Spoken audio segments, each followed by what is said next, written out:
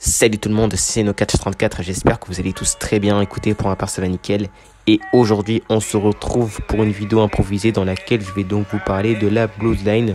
Vous donner donc mon avis sur la situation actuelle de la Bloodline. Est-ce que la Bloodline va se séparer? C'est vraiment la question que tout le monde se pose en ce moment. Et la WWE nous donne quand même beaucoup d'indices par rapport à ça. Donc c'est ce que nous allons voir dans cette vidéo. Mais avant tout, je vais donc vous présenter la Bloodline. Donc c'est bien sûr un clan de catcheurs composé que de heel, avec Roman Reigns qui est donc le leader, qui est donc le chef tribal. On a aussi les Usos avec Jey Uso et Jimmy Uso. On a aussi Solo Sikoa et Paul Heyman qui est donc le manager. Donc fait aussi assez important, comme vous le savez, Sami Zayn était aussi l'ancien membre de la Bloodline, mais Sami Zayn a trahi la Bloodline lors du dernier Royal Rumble, ce qui aura donc son importance aussi dans cette vidéo. Donc là on va plus revenir sur les deux derniers Raw, parce que c'est là où en fait on a eu le plus d'indices selon moi. Donc déjà on va revenir sur le segment entre Jey Uso et Sami Zayn. Donc Sami Zayn a sorti une phrase qui était quand même assez intéressante. Il a donc tout simplement dit que Jey Uso aurait voulu être à la place de Sami Zayn lorsque Sami Zayn a trahi Roman Reigns. Et donc là on a senti en fait une certaine hésitation autour de Jey Uso, Jey Uso qui a eu un comportement assez étrange. Donc forcément on a commencé à se poser des questions. Et on va encore plus s'en poser parce que lors du dernier Raw, donc Roman Reigns devait être présent pour confronter bien sûr Cody Rhodes, mais avant on a donc vu Roman Reigns en coulisses avec donc son clan, la Bloodline. Donc ils étaient en train de faire une réunion et donc à la fin il dit à tout le monde de partir sauf à Jey Uso. Donc là Jey Uso reste et Roman Reigns veut savoir en fait si Jey Uso fait toujours partie de la Bloodline. Voilà, donc c'est vrai que c'est une question assez logique, mais on sent quand même que Jey Uso a eu une hésitation. Et au final, il a quand même répondu que oui, il faisait toujours partie de la Bloodline. Mais voilà, on a quand même encore une fois senti un comportement assez étrange autour de Jey Uso. On sent vraiment qu'il y a une certaine rancœur, une certaine haine. Et d'ailleurs, on l'a vu parce que Roman Reigns lui a même dit qu'il l'aimait.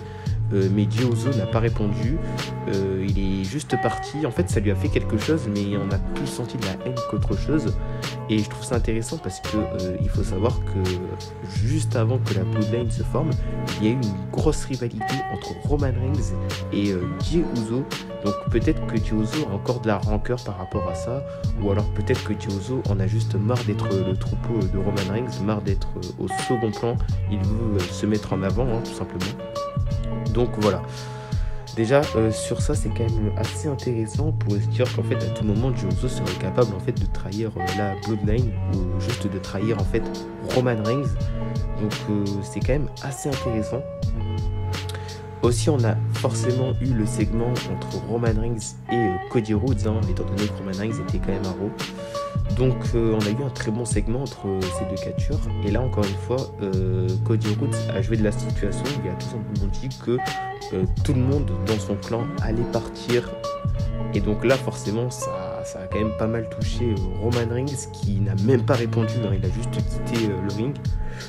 Après je crois qu'il a failli avoir une bagarre entre Solo Sikoa et Cody Rhodes, mais Roman Reigns lui en a empêché tout simplement.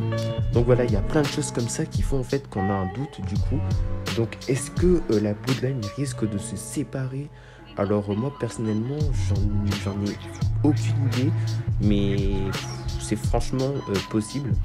Et qu'est-ce que j'en pense en fait de tout ça? Moi je pense en fait que c'est déjà très bien joué de la part de la WWE de créer un petit peu de tension dans ce clan.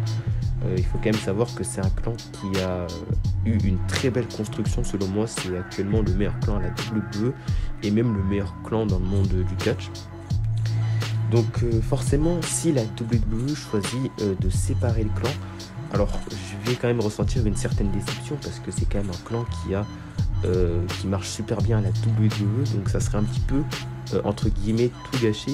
Mais d'un autre côté c'est quand même super bien joué de la part de la WWE parce que ça crée vraiment du drama en fait autour de ce clan. On n'a pas seulement une rivalité entre Roman Reigns et Cody Rhodes, Mais à côté de ça, on a quand même un espèce de... Voilà, un espèce de cercle en fait. On a Kevin Owens, on a Sami Zayn. À côté de ça, il y a des tensions entre la Bloodline et aussi du coup des tensions forcément entre Roman Reigns et Cody Rhodes qui vont donc s'affronter lors de WrestleMania pour le titre universel et le titre de la WWE. Donc forcément, il y a plein de choses qui font en fait que là, ça va créer plus de drama. À tout moment, on peut trahir aussi Roman Reigns ou même la Bloodline. Et à tout moment, la Bloodline peut tout simplement exploser. Ou alors, c'est peut-être aussi une feinte de la WWE pour justement réunir la Bloodline encore plus fort. C'est peut-être même un plan qui c'est de Roman Reigns, hein, parce qu'on sait que Roman Reigns est quand même assez malin. Voilà, donc n'hésitez pas à me donner votre avis sur toute cette situation. Bon, moi en tout cas je trouve que c'est vraiment super bien construit de la part de la WWE. Ça faisait longtemps que j'étais pas à fond dans une rivalité comme ça, hein. Franchement c'est vraiment très bien fait de la part de la WWE. Donc n'hésitez pas à me donner votre avis. C'est donc déjà la fin de cette vidéo, j'espère qu'elle vous aura plu. N'hésitez pas à vous abonner, à liker et à activer la cloche de notification. N'hésitez pas aussi à partager la chaîne, on se rapproche bientôt de 300 abonnés. Nous on se retrouve donc prochainement pour une toute nouvelle vidéo. Ciao tout le monde.